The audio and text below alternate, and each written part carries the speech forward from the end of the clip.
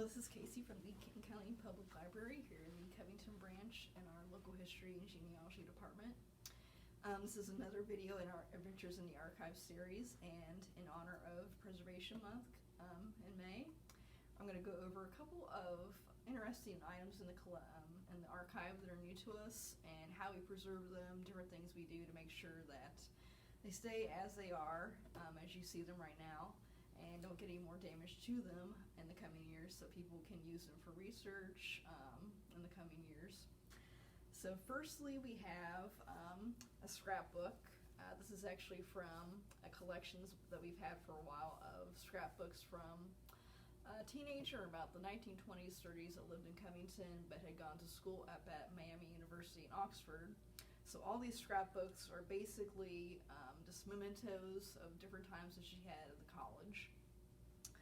And a lot of these scrapbooks, they also include so many different elements, you know, print material, photographs, and then we get a lot of really interesting things such as flowers pressed in these books. And you can probably see a little bit of the shadow of the rose that was taped up here on the other side of this page. Even though it looks really cool, it's definitely not good for the preservation of the other print materials in these books. So for me, I would probably take a digital image of this page with the rose, just so researchers or people interested in looking at a digital image can see what it actually looked like in the book. But for preservation purposes, I would definitely try to take maybe this rose out, save it in a plastic sleeve that was acid-free, just so we keep everything together, original order. But it would also preserve the page here. This already has a little bit of damage from that rose being stuck on the other side of it when the book was shut.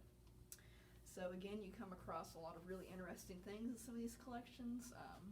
I just mentioned to my colleague Sierra that in another collection we just received, I was looking through a big ledger book, and in the middle of two of the pages was a very tiny braid of hair that someone had left inside, and you can kind of see the imprint of it in the pages as well, so you never know what you're going to come across when you're working with some of these collections that we have donated. So moving on, another thing we work with within the archive is some of our rare books or some of our older book collections in the closed stacks. And this looks really wonky, but I just kind of want to illustrate that, you know, working with different materials and different books of various degrees of damage, that it's always a learning process. When I ordered these enclosures for a couple of smaller books that we had of different sizes and needed to be preserved, I thought the enclosure would come pre-made. It did not. I had to actually try to measure and cut some of these big cardboard sleeves and put them together. So I'll show you a little bit how that works. We ordered it from our company we get all of our preservation materials from, and basically it came with this cardboard that I tried to measure up and fold, and has little Velcro enclosures to keep everything shut. But then you just kind of unfold each enclosure and your book is inside.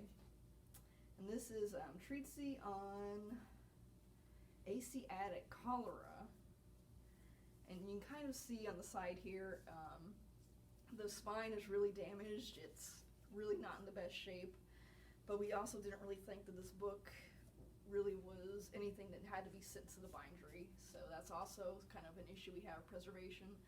You know, we have a lot of books that patrons might want to use from closed stacks that do need to go to the bindery, and stuff like this it really just kind of needs to be preserved as is.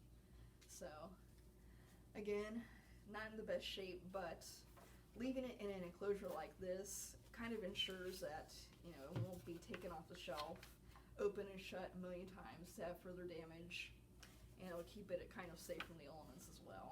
So it does what it's supposed to do. It keeps the book nice and safe. So that's kind of what we do a little bit for some of our different size books in the closed stacks collection.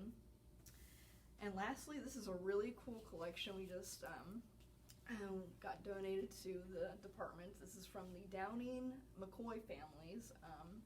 We're trying to determine right now if this family is also connected to another McCoy family. We have materials from the collection. So we're doing some research on this family. But again, kind of in rough shape. The cover here is really kind of fraying at the edges. And the pages themselves, they're not in the best shape, but you can kind of see that all the ink for the names, all the information inside is actually in pretty good shape. You can really kind of still read everything fairly well. So as far as the preservation concerns for this, this would be a material that we would not send, obviously, to the bindery. We try to keep materials like this in the acid-free folders that we have. I have a couple different sizes that I use for materials like this. This is probably about the biggest size I have right now, so it covers basically the whole book itself. So I think for archival purposes or preservation purposes, this is probably about as good as I'll keep it. I have all the other day books and ledger books in acid-free folders and then put into one of our blue boxes that you might have seen in, being pulled out from the archive. That's also acid-free, so as long as it's sort of covered up, I think it's probably about as good as we'll get for the archive.